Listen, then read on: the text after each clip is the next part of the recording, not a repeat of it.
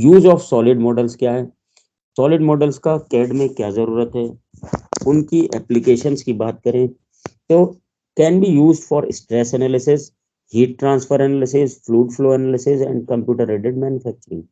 जब हम उस मॉडल को, सॉलिड मॉडल को कंप्यूटर पे क्रिएट कर लेते हैं, बना लेते हैं, तो हम एनालाइज कर सकते हैं। जैसे एनसिस में आप देखेंगे सॉलिड मॉडल क्रिएट कर लिया, स्ट्रेस आपने सारी कंडीशंस लगा दी और स्ट्रेस का एनालिसिस करके आप पता पाएंगे। जैसे कार की चेजेस, कार का फ्रेम, उस पे डिफरेंट लोड्स लग रहे हैं और आप चाहते हैं कि क्या हमारा चेजेस या चेजेस को बनाने के लिए जो कनेक्ट करते हुए वेल्डिंग हमने किया, जो डिजाइन, क्या वो उतना लोड पाएगा, क्या उसका जो साइज हमने सेलेक्ट करा चेजेस का वो ठीक है, उससे ज़्यादा मटेरियल या ज़्यादा थिक मटेरियल तो हमें यूज़ नहीं करना है। तो क्या करेंगे, स्ट्रेस एनालिसिस कर लेते हैं। एक्चुअल बनाने से पहले सॉलिड मॉडल क्रिएट करेंगे, स्ट्रेसेस लगा लेंगे, सारी सिचुएशन दे देंगे, देखेंगे किस पॉइंट पे सबसे ज़्यादा स्ट्रेसेस डेवलप हो रही है, क्या वो फेल तो नहीं कर रहा उन कंडीशंस को।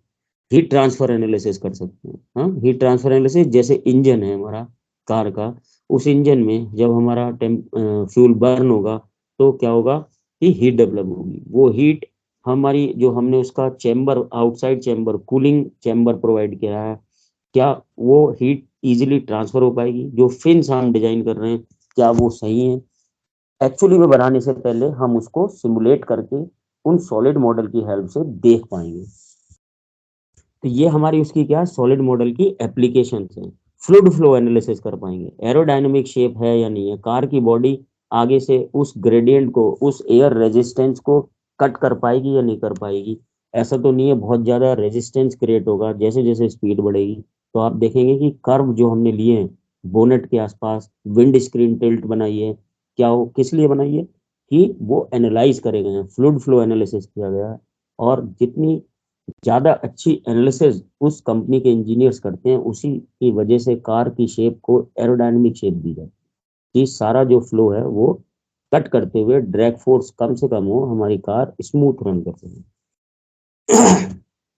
कंप्यूटर एडेड मैन्युफैक्चरिंग में उसका यूज है, यानी कि हमारे जो प्रोडक्ट बन रहे हैं हम उसको पहले ही सॉलिड मॉडल को इस तरीके से एनालाइज कर लें कि उसके कोड इजीली जनरेट हो सके और मैन्युफैक्चरिंग में कोई एरर ना आए, बाद में कोई प्रॉब्लम ना पता चले कि इसको हम इस डाई के थ्रू या इस प्रोसेस के थ्रू बनाने में हमें प्रॉब्लम आ रही। तो सॉलिड मॉडल पे पहले ही सारे एनालिसिस कर लिए जाते हैं। In the manufacturing process to automatically generate machine tool path to machine and object.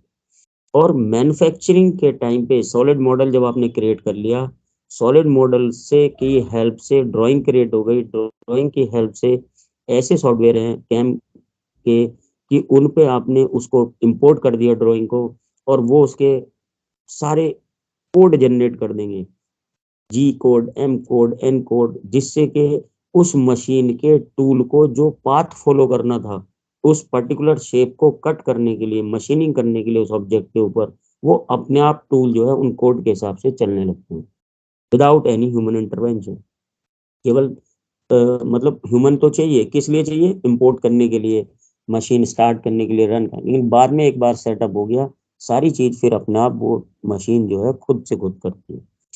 To simulate the removal of material from an initial block of material on the computer, solid model के help से हम simulation पहले ही करके देख सकते हैं कि हमारा जो मटेरियल रिमूवल है वो इनिशियल ब्लॉक पे उस कंप्यूटर की हेल्प से हम देख सकते हैं कैसे इनिशियली वो मटेरियल को रिमूव करेगा, पहले ही पता लगा सकते हैं। Can be link to computer numerical control CNC machine to carry out the removal of material automatically allowing many identical parts to be machine based directly on the solid models. ये हमने अभी discuss किया ही कि हमें without human intervention क्या होगा, सीधे सीधे एक बार हमने सीएनसी कोड जनरेट कर दिए और वो कोड जनरेट करने के बाद अपने आप मशीन का टूल जो है एक प्रोडक्ट दूसरा प्रोडक्ट चेंज होता रहेगा, लगातार साइकिल चलती रहेगी, प्रोडक्ट बनते रहेंगे उसी सॉलिड मॉडल से।